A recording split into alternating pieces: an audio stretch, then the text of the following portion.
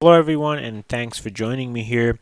In this video, we'll be starting talking about a rate of return. The objectives of this module is to evaluate projects using internal rate of return, or as we call it, IRR. And then we'll try to plot present worth against interest rate to better understand rate of return. And ultimately, we'll be talking about incremental rate of return analysis, which is to evaluate multiple project alternatives. There are several different types of rate of returns, but what we were going to talk about is internal rate of return, or IRR. IRR is the interest rate at which net present worth is equal to zero. It is essentially the interest rate that makes the benefits and costs of your cash flow to be equivalent to each other. And it measures the economic worth in percentages. That's why it's very popular in industry, because it tells you the desirability of a project in terms of percentage, and it's very relatable for all kinds of people. So let's consider these statements to better understand the meaning of IRR. The first one says the net present worth of a project is $32,000. And second one says the equivalent uniform annual worth is $2,800. And the third one says the project will produce a 23% rate of return. If you have these statements in front of you one at a time, none of them tells you the complete story. But you probably agree with me that the third one is the easiest possible way to tell the desirability of the project, because it's percentage. But you might ask, how do we interpret this percentage? How do we use it? Well, if you have only one alternative investment, when IRR is greater than MARR, and remember, MARR is minimum attractive rate of return, or essentially the I that you use in your calculations for present worth or annual worth. It's the interest rate, or minimum attractive rate of return. Whenever your IRR is greater than MARR, the alternative is recommended, which means it is better than do nothing. Because if you do nothing with your money, you will earn MARR. But if you take that project, you're going to generate more return on your investment. So essentially, MARR represents the alternative of quote unquote do nothing, when IRR represents the alternative that you're analyzing. How do we calculate IRR? Well, these four steps are what you need to follow. First, you convert the various consequences of the investment into a cash flow. So you make your cash flow, then you set your net present worth equal to zero. You can also, do the net future worth equal to zero, or annual worth equal to zero. They will all end up giving you the same IRR. But I'm just more comfortable doing net present worth equal to zero.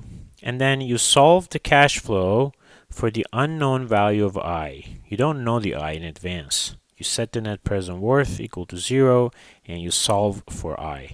And that I is going to be your rate of return, or internal rate of return. So let's look at one example here.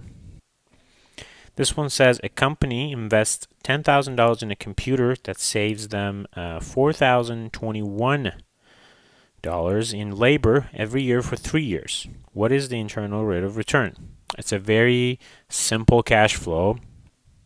What we have is $10,000 initial investment and about $4,000 yearly benefit. So let's set the net present worth equal to zero. That's the first step. Net present worth is equal to negative 10K plus 4,021 times P given A I 3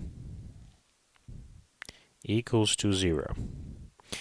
And what we need to do is to solve this equation for the unknown I. And I'm going to call this I star, because eventually it's going to be your IRR.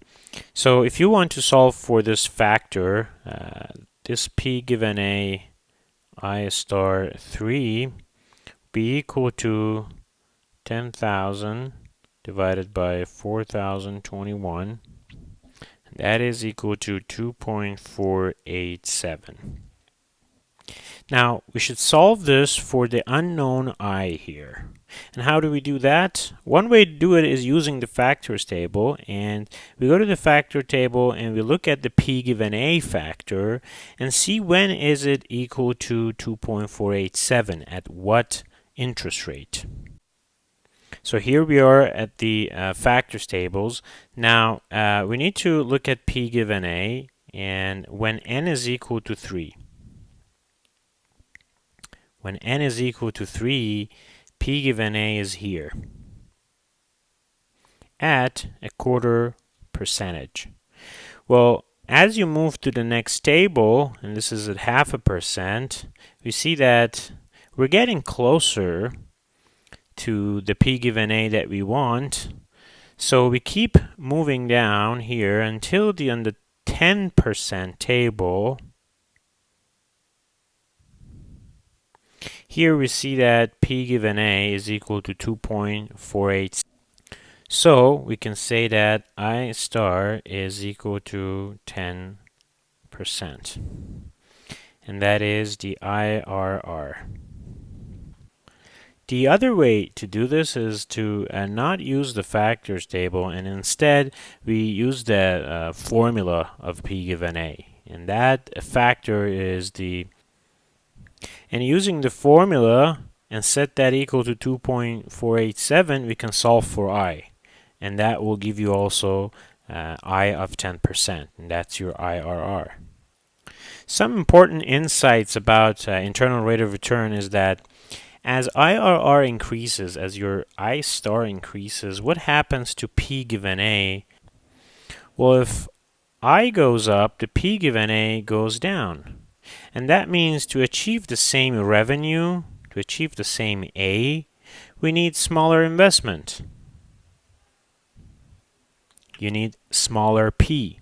Or, if you want to look at the other way around, for the same investment, you will generate larger revenue. And you could see this trend when you were looking at the table. Now at this point you might ask that, okay, which one is better, the net present worth method or the IRR?